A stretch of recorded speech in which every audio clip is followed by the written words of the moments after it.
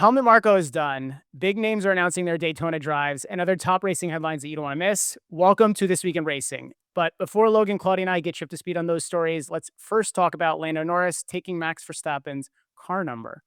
That's right. As the new reigning champion, Lando Norris has opted to drop the 4 and pick up the 1, meaning Max Verstappen's forced to pick up something new next year when they get back on the track.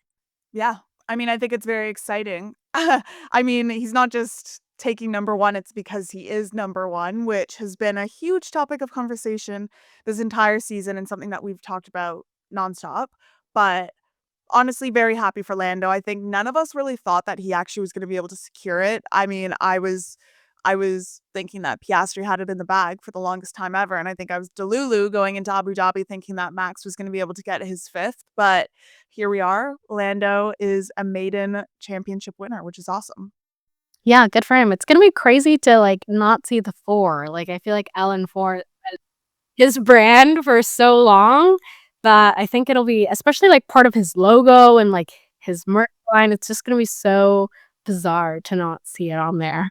I mean, it's the same with Max. I mean, he's got to either go back to 33, which was his number pretty much all throughout his racing career, or he could start fresh and choose a new number. He's been teasing a couple.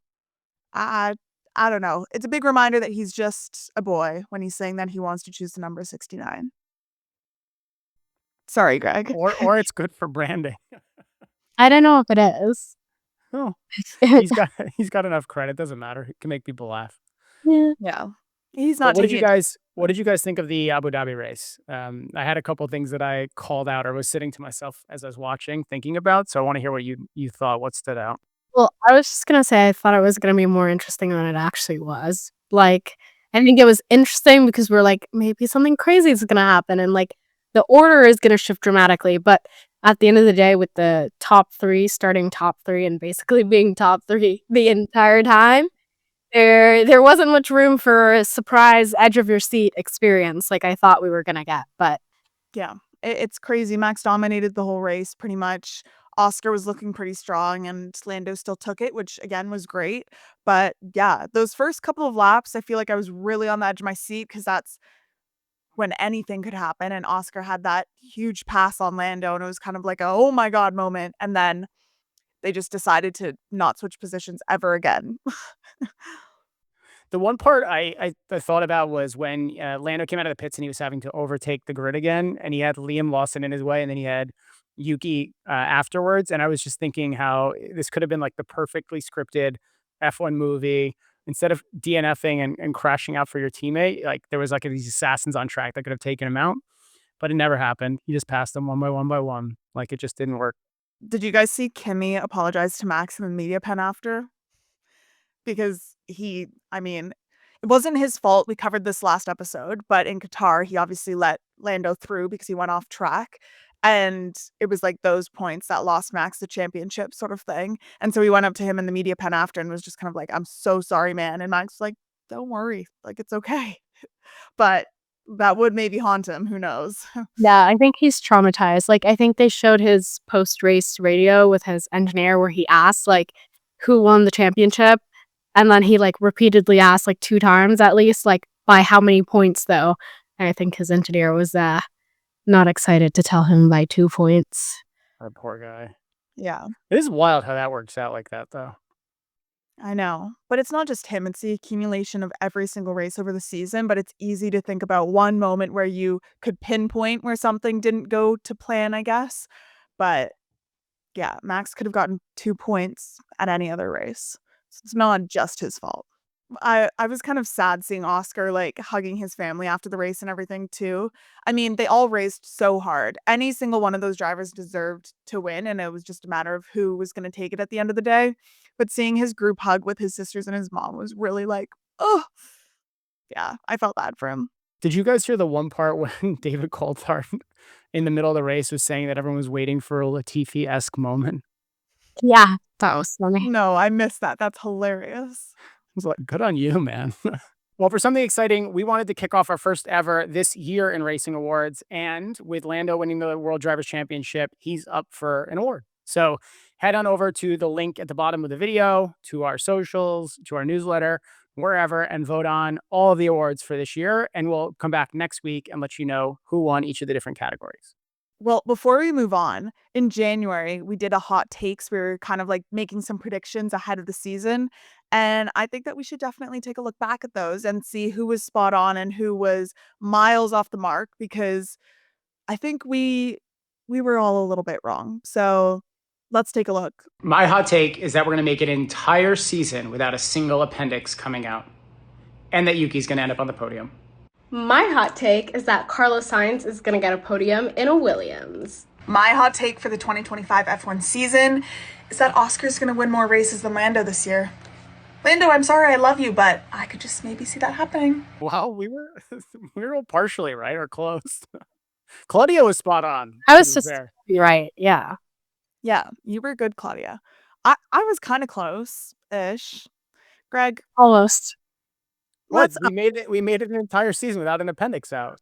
I just don't think that was very likely to It be a hasn't been problem. 2 years in a row. I guess so.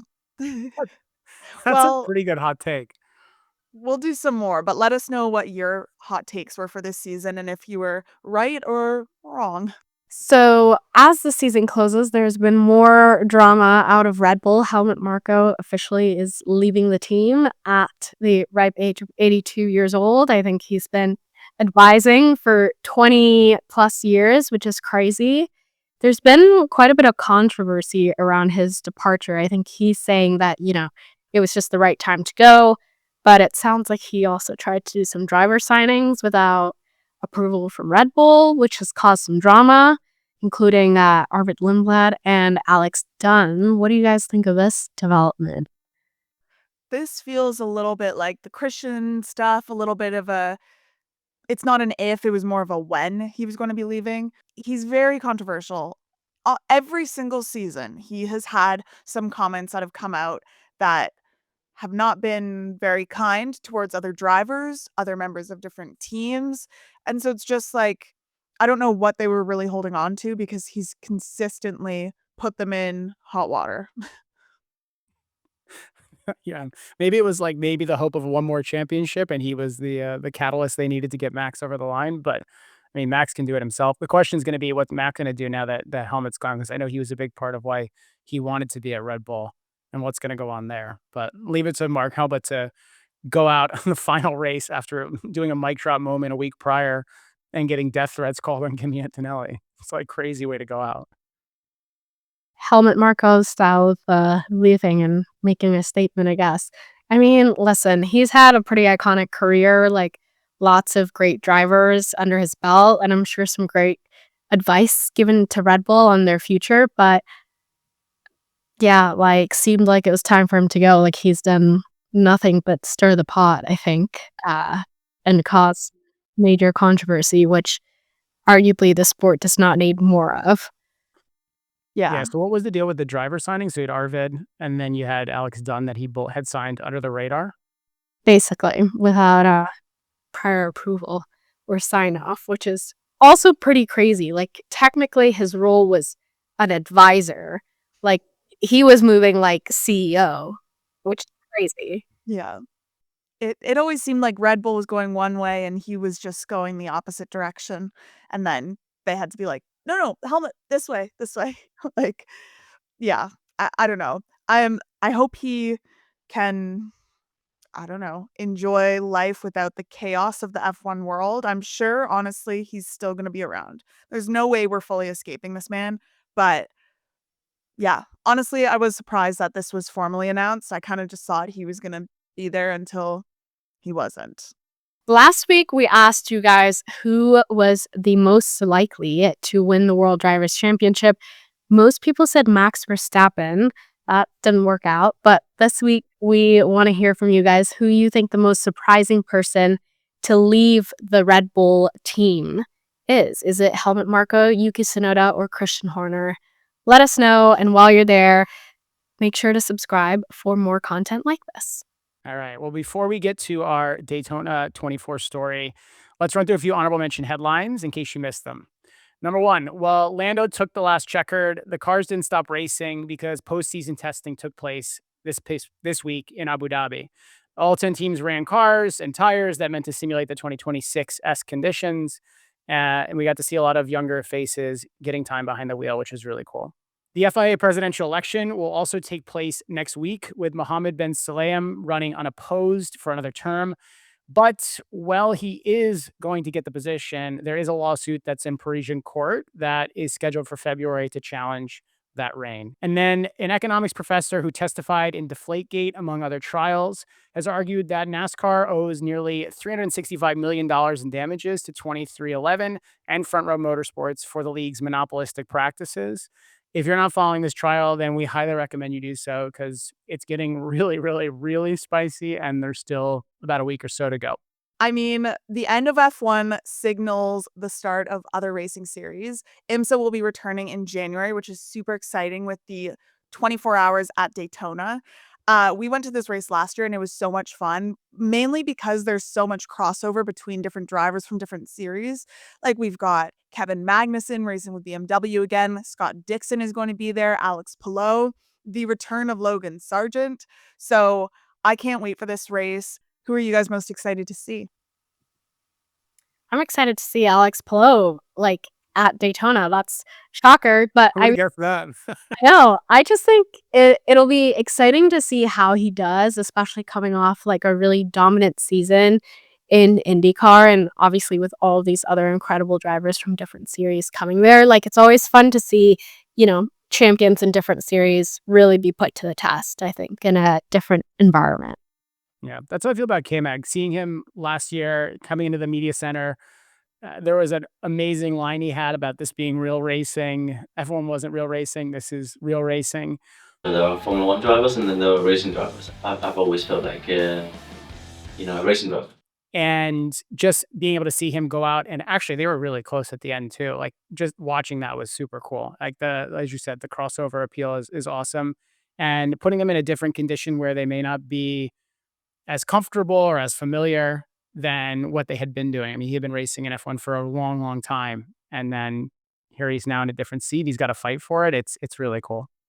Yeah, I love how many drivers love this race. I mean, maybe it's just because they're going stir crazy at home and they don't want to wait any longer for their series to come back, or it's just because they genuinely love the racing. And from everyone that we've chatted with before, it's because it's such a fun race. It's so challenging. They love the course. They love the energy and the atmosphere at Daytona, and it's maybe they're not all friends, but it's all acquaintances that they've kind of crossed paths with throughout their careers, which has been very cool to see. And I mean, I wonder if it's going to bring in more fans this year after they had the little cameo in the F1 Yeah. movie. So I'm excited to see that as well. Yeah, I was Yeah. just gonna say that. Like, I actually wonder how many people saw that and like had to look it up, or if it was literally just like, an irrelevant detail, and they were like, okay, just show us like the F1 cars. So it'll be interesting to see like if there's any new fan appeal for attending after that movie. They should get some guy to dress up like Sonny Hayes and run around and give autographs. Yeah, park a van right beside the Or just bring paddock. Brad Pitt And just drive right to the paddock. No one will stop you. Who needs a guy that looks like Sonny Hayes when you can just bring Brad Pitt in to do autographs? Like that would bring in new ticket buyers. That's true. They should actually. I'm sure one of like maybe Porsche or someone's pitching him like, "We'll get you behind the wheel of a car. You can beat the McLaren. You can go faster. Now just come." He can be the bronze driver. Any team, I'm sure. It's true. No, I'm super excited. We have a sibling team going on for the Fittipaldi brothers. We've got Pietro and Enzo. They're going to be racing on Pratt Miller together, that's amazing. I mean, when we chatted with Marcus Ericsson, he was saying that it's his dream to race with his brother at the 24 Hours of Daytona. That is yet to happen, but I'm sure it will someday. But the Fittipaldi bros are getting to do that this year, so that's very exciting to see. Yeah, and knowing you're going for 24 hours just adds this whole other Mhm. element.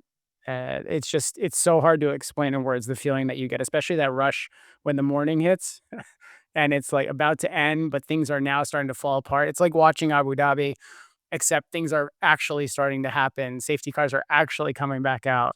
Yeah. It's pretty nerve-wracking. That's it for this week's episode. Comment below with any headlines that you think we missed. And while you're there, consider becoming a channel member. Members get early access to videos, as well as bonus clips like our Frankie Muniz breakdown, and much more. Thanks for watching, and we'll see you next week.